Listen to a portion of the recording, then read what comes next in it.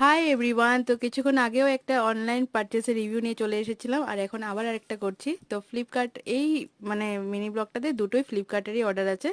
তো দেখো এই সুন্দর পিসটা, মানে কুর্তি সেটটা খুব সুন্দর ছিল। আর পুরো ওভারঅল কুর্তিটাতে ডিজাইন ছিল, প্লাস মেন হলো মানে নেকের ডিজাইনটা সত্যি খুব ভালো লেগেছে আমার স্পেশালি। বাট পরে এত একটা কমফোর্টেবল লাগেনি, মানে মেনলি হাতের জায়গাটা একটু কুটকুট কুট করছিল।